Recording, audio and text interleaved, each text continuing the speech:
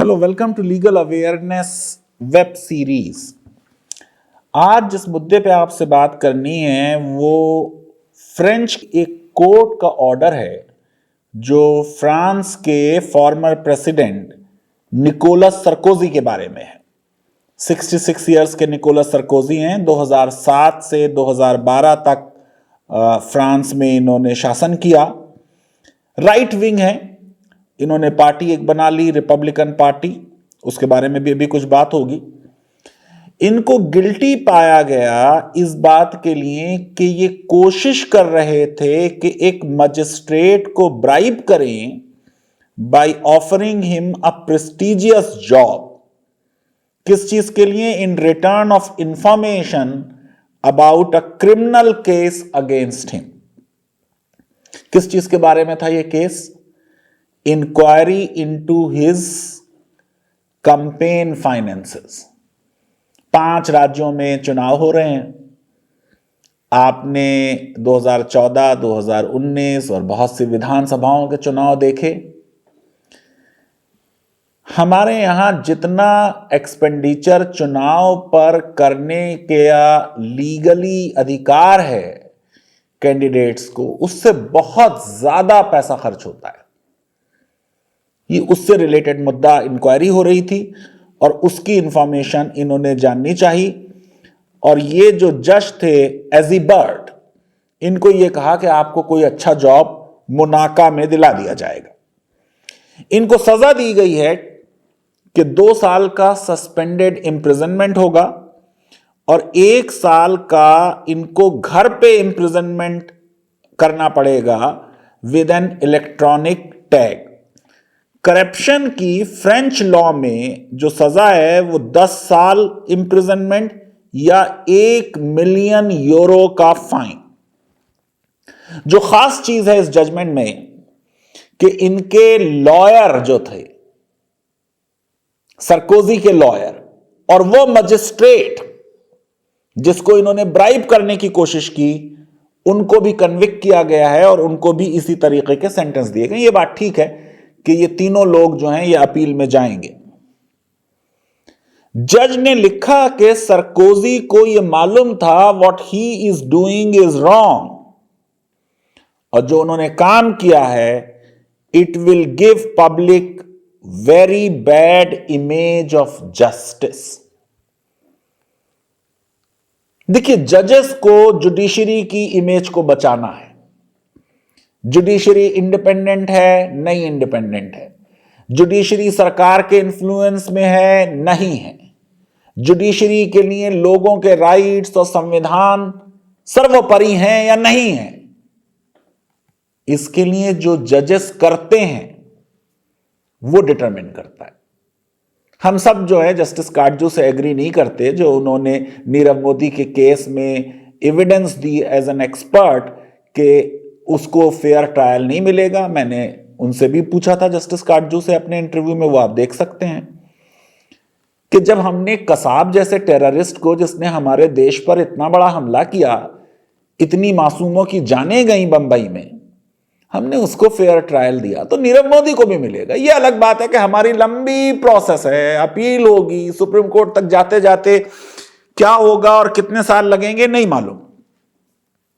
यह Nicolas Sarkozy के ऊपर एक और केस है जिसमें यह कि 2012 में प्रेसिडेंशियल इलेक्शन कैंपेन में इन्होंने ज्यादा पैसे खर्च किए, और इनके ऊपर एक और यह भी चार्ज है कि 2007 में इन्होंने लीबिया के डिक्टेटर कर्नल गद्दाफी, जो कि रेडिकल इस्लामिस्ट भी थे, डिक्टेटर भी थे और फ्रेंच वैल्यूज की वायलेशन करते थे,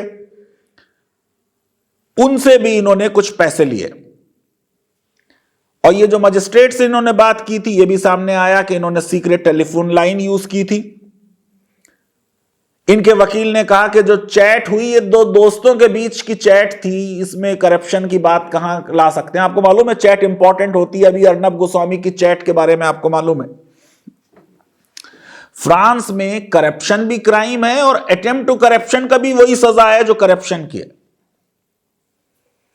निकोलस सरकोजी राइटिस्ट हैं, रिपब्लिकन पार्टी इन्होंने बनाई, इन्होंने अनाउंस किया कि ये रिटायरमेंट लेंगे, फिर आए और नहीं जीत पाए।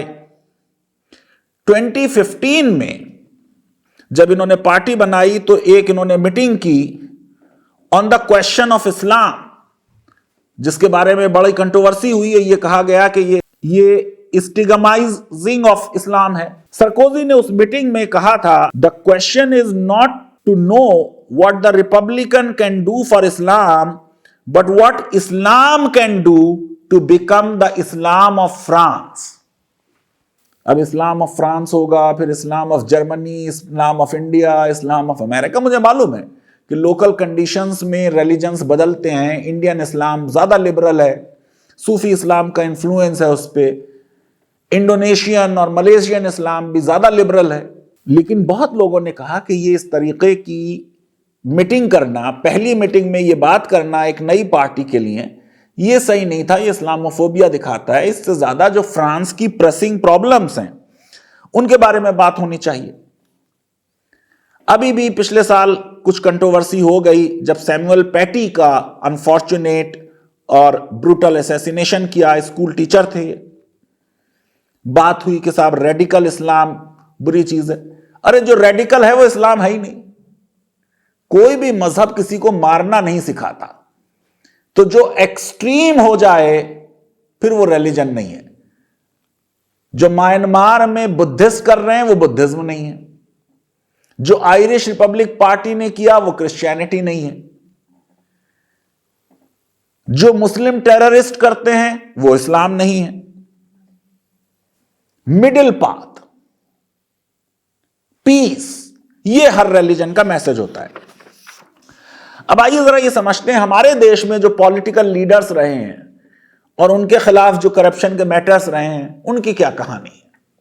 अभी अभी आपने देखा वीके शशिकला जयललिता की बहुत क्लोज फ्रेंड थी। करप्शन के मामले में जयललिता भी कन्विक्ट हुई, ये भी कन्विक्ट हुई। जयललिता तो दुनिया से चली गई। शशिकला जेल में रही कई साल और अभी रिलीज होके वो चेन्नई पहुंची हैं। बेचारी को लास्ट में कोविड भी हो गया। लालू यादव बहुत बड़े मास लीडर हैं, एक जमाने से जेल में हैं। जगन्नाथ मिश्रा ये भी कन्विक्ट हुए। और मैं उस केस का जिक्र करूंगा जो प्राइम मिनिस्टर के बारे में है, क्योंकि यहां हम सरकोजी की बात कर रहे हैं तो एक भारत की भी प्राइम मिनिस्टर का मामला, इलेक्शन से ही रिलेटेड करप्शन का मामला। जगन मोहन लाल सिन्हा 12 जून 1975 को सिंगल जज के हैं इलाहाबाद हाई कोर्ट के। इन्होंने इंदिरा जी को वायलेशन में पाया इलेक्टोरल मेल प्रैक्टिस के, जो रिप्रेजेंटेशन ऑफ पीपल्स एक्ट जो है वो प्रोहिबिट करता था। Section 123 clause 7। क्या चार्ज था कि इंदिरा जी का जो इलेक्शन एजेंट था यशपाल कपूर, वो एक गवर्नमेंट सर्वेंट था। और ये कि इंदिरा जी ने जो गवर्नमेंट ऑफिसर थे उनको इलेक्शन में यूज कर लिया।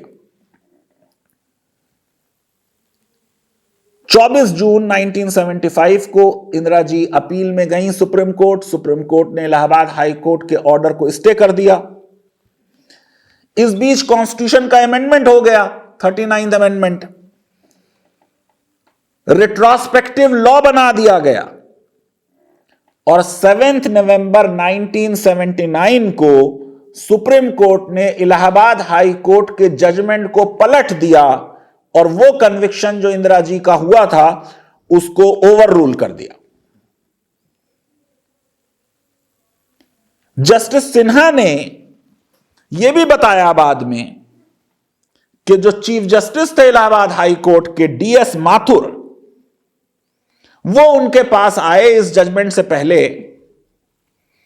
और उन्होंने यह बताया कि उनके जो 2 रिश्तेदार हैं, डॉक्टर माथुर जो इंदिरा जी के पर्सनल फिजिशियन हैं, उनसे इंदिरा जी ने यह बताया कि उन्होंने तय कर लिया है कि इस जजमेंट के बाद जो ये जस्टिस सिन्हा हैं इनको एलिवेट करके सुप्रीम कोर्ट का जज बना दिया जाएगा।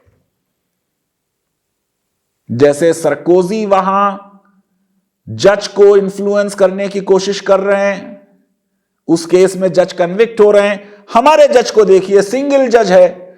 इंदिरा जी इतनी पावरफुल प्राइम मिनिस्टर है, सुप्रीम कोर्ट का प्रॉमिस किया जा रहा है, लेकिन उस जज ने अपने कॉन्शियंस को नहीं सरेंडर किया और इंदिरा जी को कन्विक्ट कर दिया। यह अलग बात है कि उस कन्विक्शन की वजह से देश में इमरजेंसी लग गई। मैं समझता हूं कि बहुत से जजेस भारत में भी अंडर स्ट्रेस रहते हैं। काटजू साहब ने तो अभी कह दिया कि शायद उनके गेस के हिसाब से 50% जजेस करप्ट हैं। पहले कुछ ये आया कि बहुत चीफ जस्टिसेस इंडिया में करप्ट रहे हैं, उस केस में कंटेम्प्ट नोटिस भी हुआ, लेकिन शायद बाद में मामला आगे कुछ नहीं बढ़ा। लेकिन जजेस बड़े केसेस में यकीनन अंडर स्ट्रेस में रहते हैं। जज लोया वो तो मर गए बेचारे। जस्टिस चंद्रचूड़ सबसे लंबे अरसे तक भारत के चीफ जस्टिस रहे। एडीएम जबलपुर में सरकार के फेवर में फैसला दिया, क्योंकि आपको मालूम है कि सिर्फ एक ही डिसेंट था जो जस्टिस एचआर खन्ना ने दिया, और उस डिसेंट के बिना पर उनकी चीफ जस्टिसशिप चली गई। जस्टिस चंद्रचूड़ ने उसके बाद कई बार कहा कि वो सॉरी फील करते हैं। 22 अप्रैल 1977 को कहा कि वो विश करते थे कि काश उनमें करेज होता, कि वो क्विट कर जाते और ये जजमेंट का पार्ट ना होते। जस्टिस पीएन भगवती ने कहा, मैं जूनियर था, बात पूरी तरह समझ नहीं पाया, मुझे नहीं मालूम कि कैसे मैंने ईल्ड कर दिया और जजेस को, मेजॉरिटी जजेस को, और ये जजमेंट दे दिया।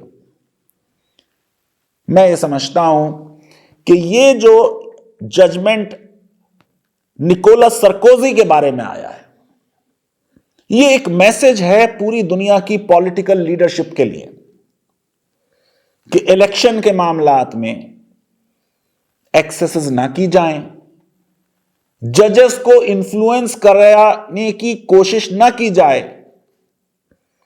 और हमारे देश से भी और भी डिफरेंट कंट्रीज में अक्सर जजेस इन्फ्लुएंस में आ जाते हैं, लेकिन अक्सर ऐसे जजेस होते हैं जो कंसीड नहीं करते हैं। मैं समझता हूं कि यह जजमेंट भी फ्रेंच जुडिशियल सिस्टम में लोगों के विश्वास को बढ़ाएगा। और वही बात जज ने कही कि इस जो कोशिश की इन्होंने कि ब्राइब करें जज को, उसको प्रॉमिस करें कोई हायर पोजीशन और उससे कोई इंफॉर्मेशन ले लें अपने बारे में जो केस चल रहा है, इससे bad image of legal system हुई। अगर हम अपने लीगल सिस्टम की इमेज को अच्छा करना चाहते हैं तो सरकारें चाहें कुछ भी करें, लेकिन जजेस को खास तौर से उस इमेज को बचाने की पूरी कोशिश करनी चाहिए।